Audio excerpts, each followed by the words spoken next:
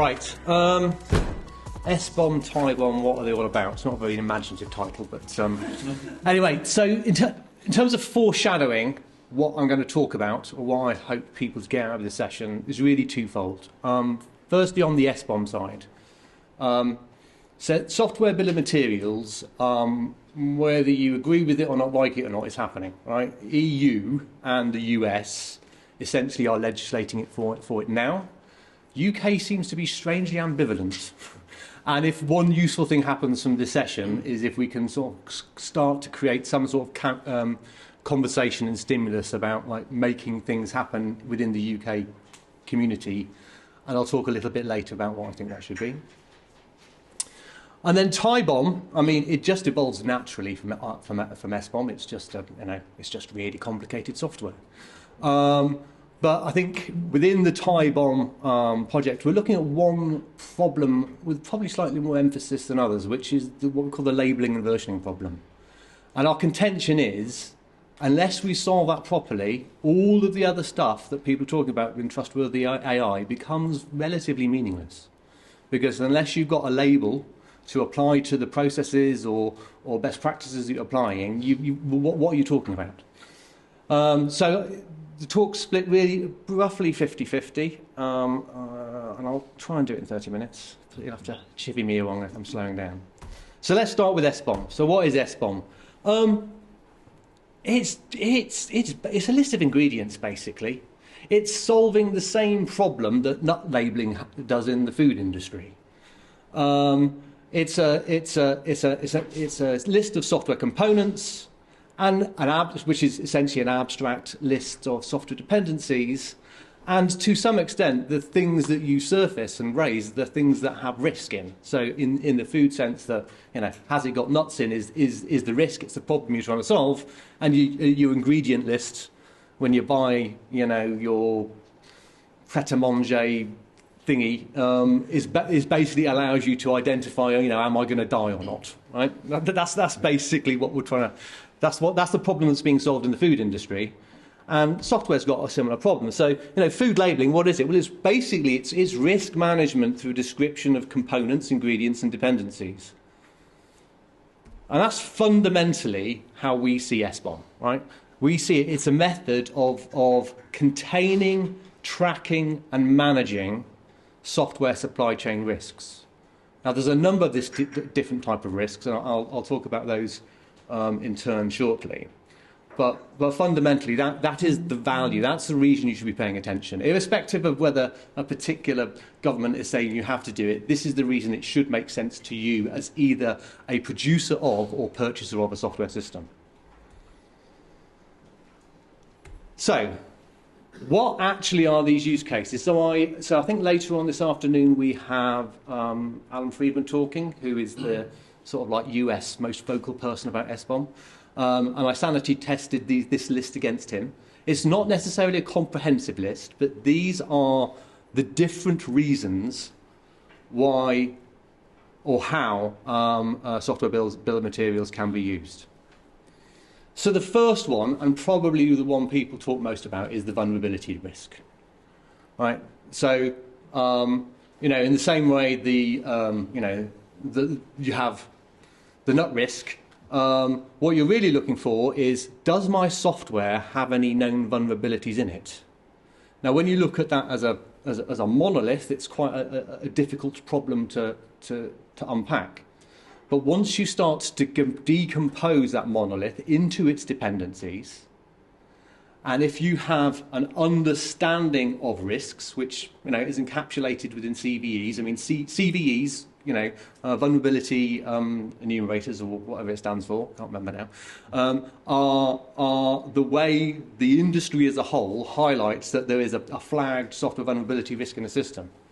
So the logic is,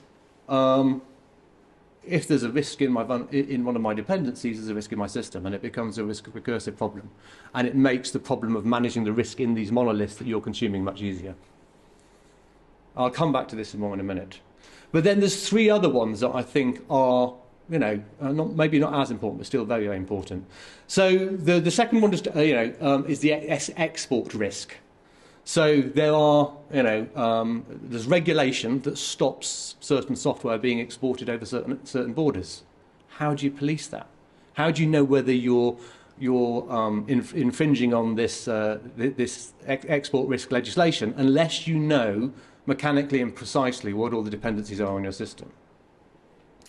And the legislation side of things is the hard end, right? That's that somebody's actually gone to the extreme of outlawing this as a process.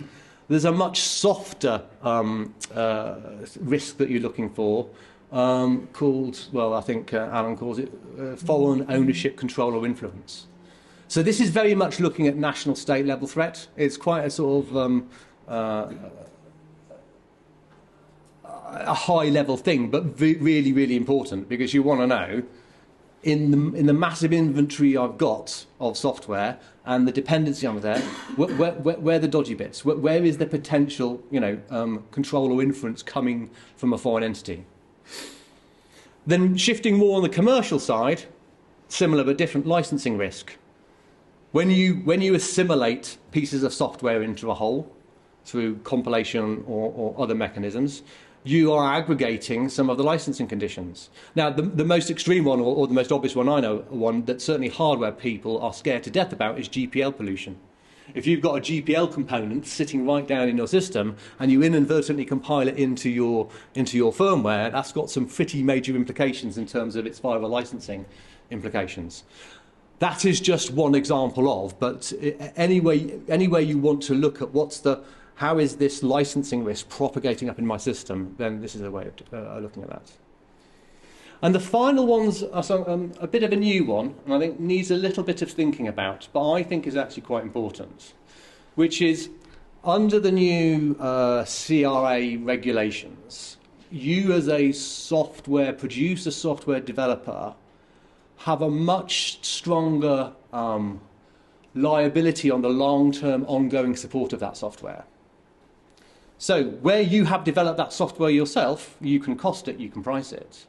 Where you are using a third-party commercial or open source component, well, how are you managing that? Do you even know, as a proportion of your overall code base, how much of it is dependent on the third party? And I think, SBOM can be used for that purpose in terms of exploding what those dependencies are. So let's dig into the security one. So basically, we use this flow for doing Cherry impact analysis. So Cherry is a new sort of like prototype memory safe CPU. Its property is that it has it basically protects you against the vast majority of memory vulnerabilities. So our problem or question is, well, how do you know that works? And this is why we have engaged with SBOM, because it provides a method of us producing a lot of empirical data to demonstrate the value of protecting your system and the impact of protecting your system. And the principle's really, really simple, right? You start with a description of your system. It could be your make file. It could be a binary file. It doesn't matter. There are tools to do this, open source ones. And what we want to get to is an SBOM, right? So what is an SBOM? In its crudest form, it's basically just a list of CPEs, platform enumerators. It's a high-level list of dependencies of major components on which you're building a system. Now, the whole point about CPEs is the language that MITRE use for tying CVEs, which is vulnerabilities to components. I mean, once you go down into a specific implementation language, C++ or whatever, you'll start talking about libraries or operating system constructs. But at the level we're talking about vulnerabilities, CPE is the logical entity to which CVEs are mapped. So every CPE at any moment in time will have a load of CVEs listed against it, which are potential vulnerabilities. Now, for our purposes, CVEs then also have a classification, the CWE, and of all of the CWs that exist, for our particular purpose, we were interested in the memory safe problem. So we basically go through a very simple process go from the binary to the SBOM to the CPEs, the CPEs to the CVEs, the CVEs to the CWEs, and then we classify the CWEs depending on which ones we're interested in or not. So what we end up with is something quite useful. We can see, well, what was before, what was after, right? If we planned a particular intervention, it could be a port to rust, it could be use cherry, it could be any other system you can possibly imagine that's going to reduce your risk profile. This gives you a way of measuring with hard numbers what the impact is.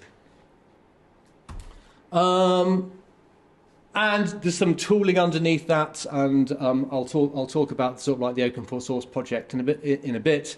But there's also some nice sort of like GUIfication, a visualization to make it crystal clear exactly what it is. And I think here you're starting to get a flavour of how it works. So there's a firmware. That firmware breaks down into n number of CPEs. Under those CPEs, we can see at any moment in time what is the envelope of potential vulnerabilities that exist, and post an intervention, whatever that intervention may be. You know, we use a classic red-green metaphor just to show goodness is happening, that the vulnerability space is being reduced. So the important part about this is putting a number on it, right? It's putting a number on what the security impact is, and it's using SBOM as a method of doing that. That is, do you remember the first use case I talked about? Why we were using it? We're using SBOMs to be able to produce, like, you know, a vulnerability measure. But once you've got that, there's a lot of sub-use cases why that is then also important, right? So if you're in the case of your product manager and you're trying to decide what we're going to work on next, and if someone tells you, well, we need to work on reducing, you know, weaknesses, memory vulnerabilities, how do you know which bit to, you know, how are you going to build a business case? So with a tool like that, you can start to put numbers on it. You're not just putting your finger on the air. You've got a very good map of what your entire software inventory is.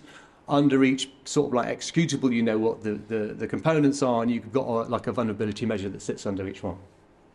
So assuming like you've signed off your business case, right, and you've got your money to go ahead it, you hand it over to the development team. So what are they going to triage? What are they going to work on first? Well, you want to work on the most highest impact thing first. How do you know what the most highest impact thing is? So unless you've got a tool chain, something like I just described, you know, it's quite hard to do that. The big one, I think, though, and this is where it's talked about the most, is in procurement, right? This is what you really want to do, is any large organisation that's procuring hardware or software where they have an obligation to keep it secure, how do I know, right? How can I measure it? Right? And so what you need to do is you need to institute some method of being able to declare your software, declare the dependencies, and get something measurable that you can work on, such that you know that you're moving in the right direction. The fourth one is something we worked on a lot with NIST, and it's pretty state-of-the-art and novel, but it's entirely novel networking methods. It's called sort of like Trustworthy IoT Onboarding, I think is the name of the NIST publication. But what it's attempting to do is take the measure of the trustworthiness of an IoT device and make the negotiation of that integral to the onboarding of the device. So if it doesn't hit a threshold, it doesn't get on the network, full stop. Now, there are many dimensions to that trustworthy measure, but the obvious one is there any known vulnerability in this particular device before it onboards? Now, using the tool chain that I just described in that analytical method, we can do that. You know, if I know the device, I know the software, I know it's SBOM, and I can look up the CVEs, I can give you a dynamic measure, you know, anyone on this Oxford network now, whether you're carrying a potential liability and give you a relative measure of goodness. The next one is, and this is sort of a very real one, I suppose, which is, in the Log4j is a classic example. I've got a massive inventory of devices, of software. Someone announces a major critical vulnerability in a component. How do I know which of my devices are impacted? I mean, that is a very real problem that people hit on a sort of like daily basis, and every so often it's super critical. But unless you've got some sort of map such that SBOM enables the tool chain that I've just described, you've really got no idea which devices you need to prioritize. Your only real option is either, just suck the risk up or turn the network off. And then the final one, is you can use a tool on every single facet of this, is the mitigation. Even when you know that of my 10,000 devices on the network, maybe only 500 are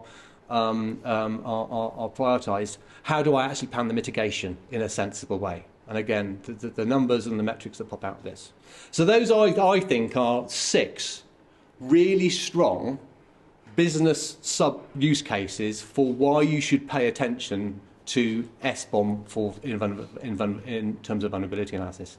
And I chucked on the bottom is insurance, because obviously risk, how do you mitigate risk? Well, one of the ways you mitigate risk is you pay someone to do it. So what's the price of that?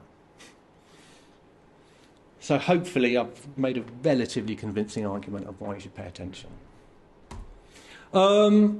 So briefly, I'm just going to introduce the concept of vulnerability surface. So it's a sort of a new term. I think it's a new term. I don't think anyone else has been using it.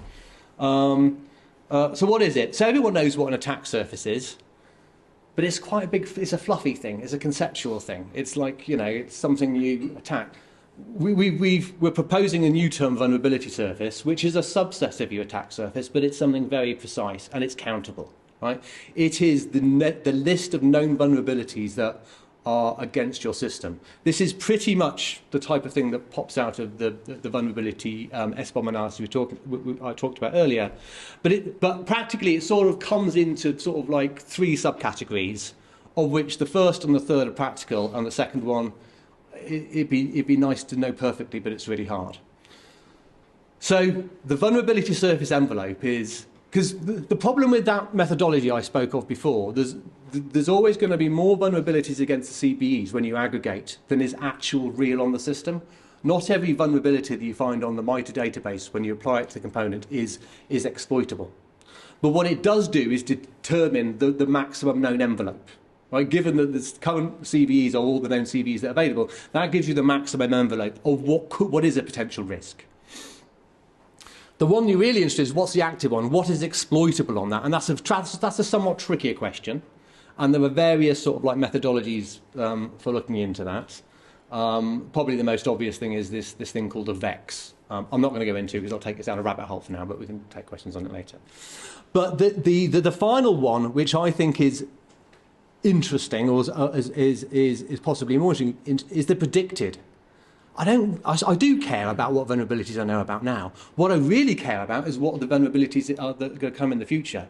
And the interesting the thing that you can do with these type of tool chains is once you've got a breakdown by components, you'll soon see not all components are equal. Some components regularly get major critical memory vulnerabilities, which are the worst type. And they've got a predictable cadence. You can literally see it on a graph how quickly they're coming, so you know where to look and you know where to invest your time and effort.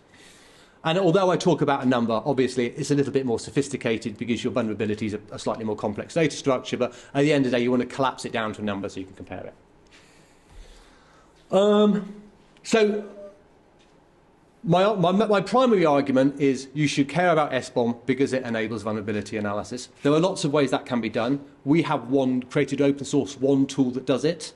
Vadim, who I think is talking this morning, will give you some really good hard numbers and research which have been done based upon this tool.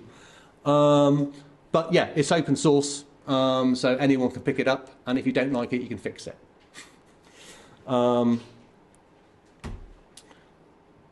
So I've spent all of my time talking about the vulnerability risk.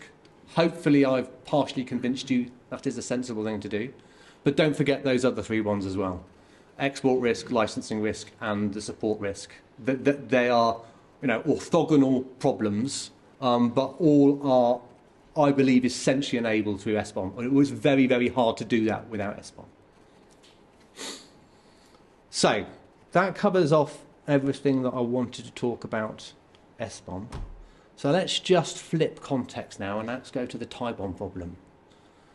So what's TIBOM? Well, it's just bloody great big software. But the way I've characterised it is where software is to contain and manage the software supply chain risks. I've just abstracted it slightly more. It's an informational risk. It's not just the software now, because when you think about what AI really is, what is it? Well, it's just a really huge. It's a pretty complex piece of software with massive data dependencies. Two of them, usually one, it's the trained weights, which can be billions and billions of parameters. Two, and more importantly, it's the data on which it's trained, which is another piece of data. So AI systems inherit all of the software vulnerability problems that we talked about for SBOM, but now we're talking about a load of data risks as well, because if the risks in the data, they propagate all the way through the system. So, where SBOM is risk in the software component, sort of AI is the risk in the data component. And this is just one way of sort of explaining sort of the scope of the problem. Most like neural network type AI systems generally consist of an inference system and a training system.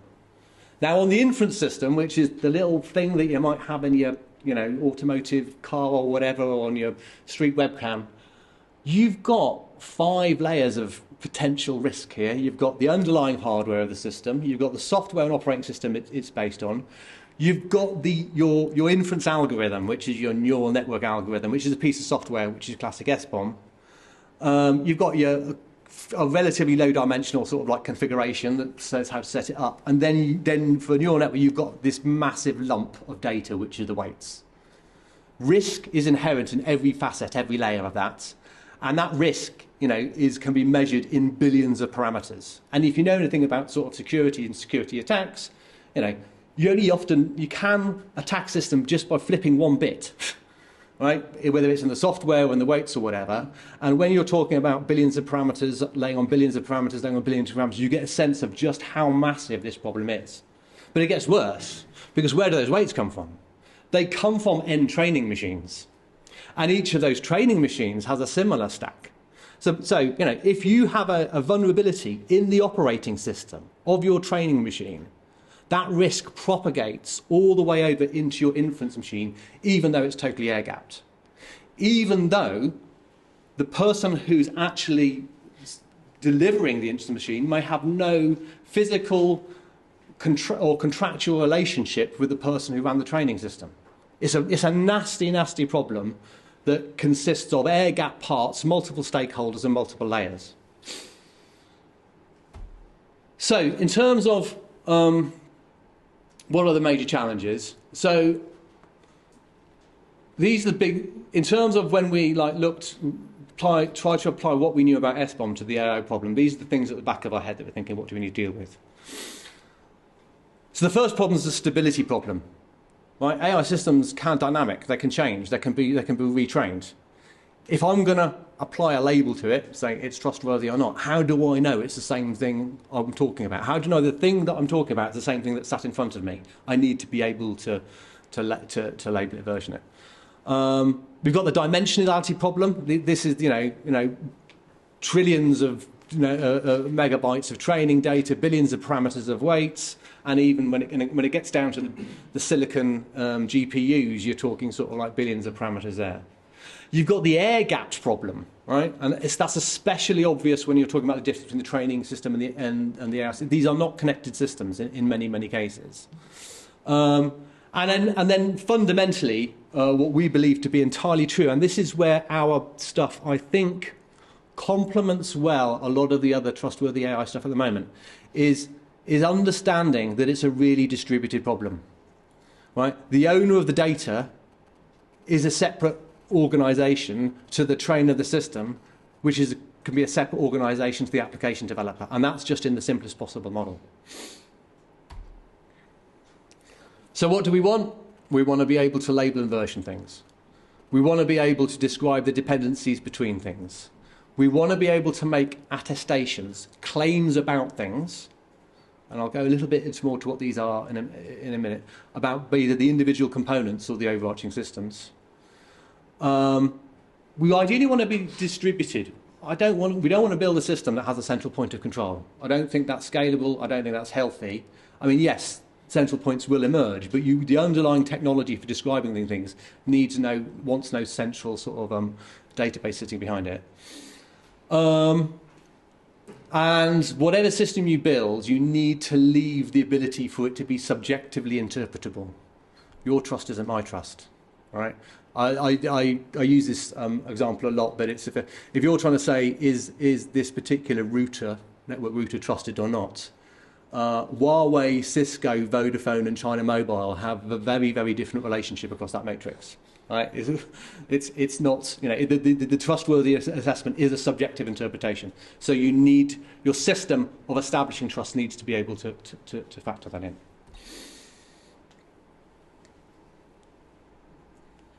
So our objectives are essentially, it comes into two parts. We need to be able to version and label components, and we need to be able to describe dependencies.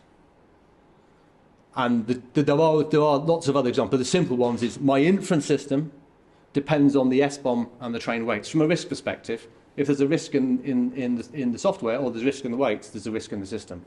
My train weights depends upon the training SBOM and the training data.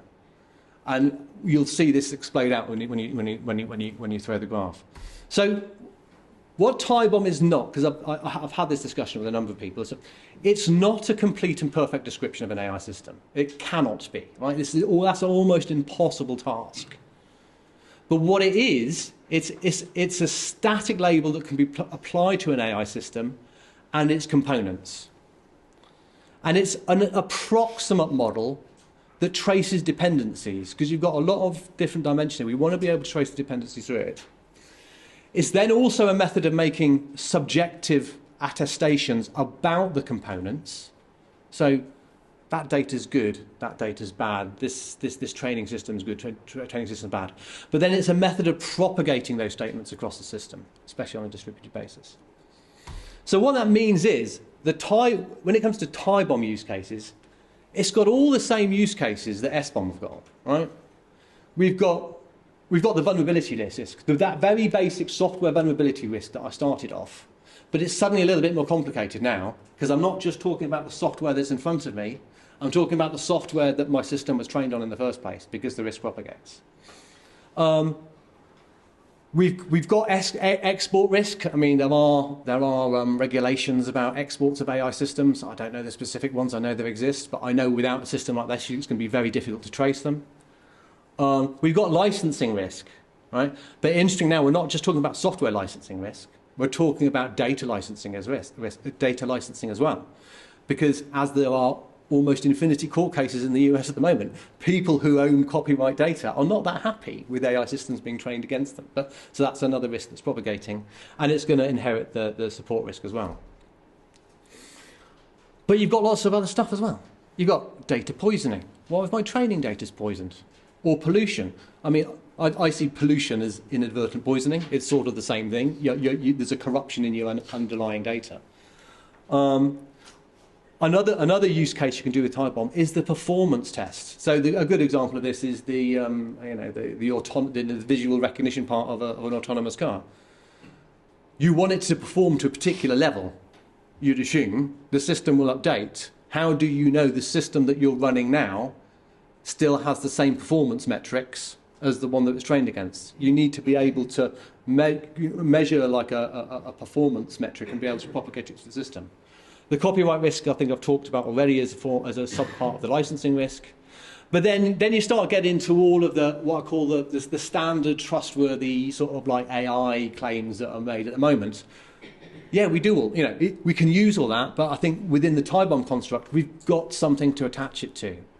Right? If you have a method, I don't care what method you use to determine whether you've got bias either in your originating training data, in your verification system or your final inference system, because bias could exist at any of those places, right? I don't care how you determine what that bias is, what are you going to tie it to? And how do you know the system hasn't been changed? You've got standard system tampering stuff, and then I think the other one is very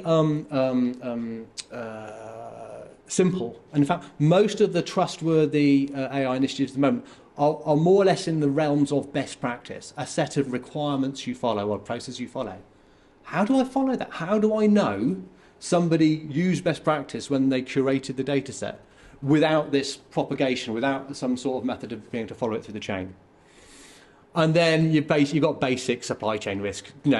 It's complicated, right? I could download a system of Hugging Face now. I don't really know at the moment who created it, or certainly when I packaged up my system, no one downstream of me is going to know. So how do I know I trust all the parties that are involved in the upstream thing? So this is the foreign sort of like influence and control problem, but on a much, much larger scale.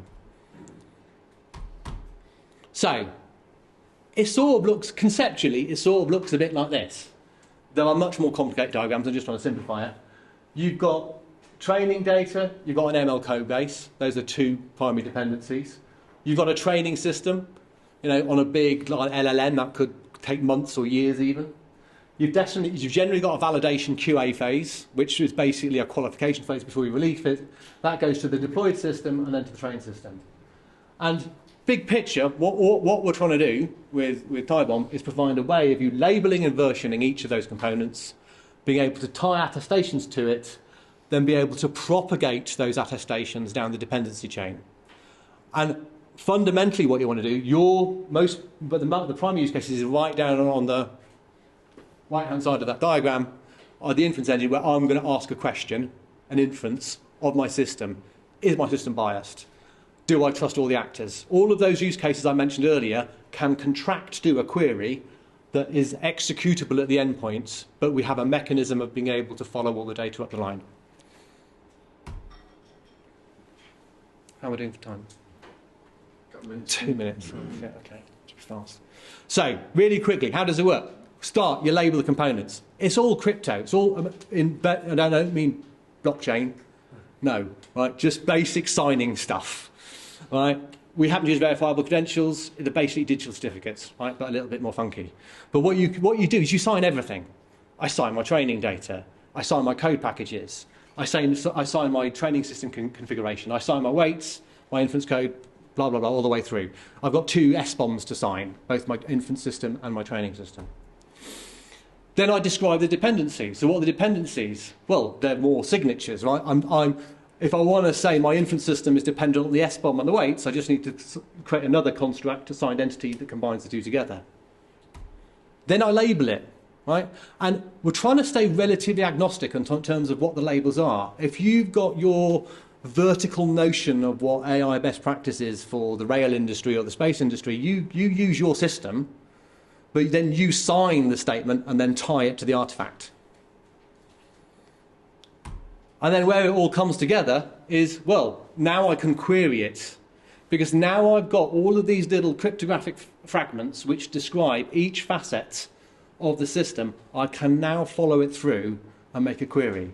So in some senses, what we're talking about here, if you look at the new SPDX AI specification, or you look at model cards, right, the actual payload's not that much different. We're all sort of saying the same type of things. The difference is this is totally distributed.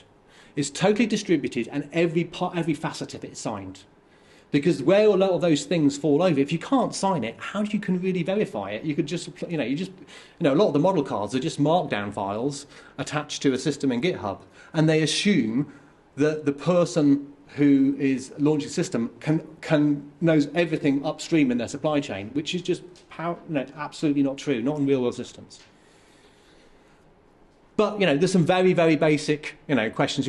Has my system been tampered with? Basic. Has the train system declared its training data? It might have done, might not have done. We've got a method of actually doing it in an interoperable way here. Have the licenses been acquired for the training data? Probably not cases, no. But again, it collapses now to a query.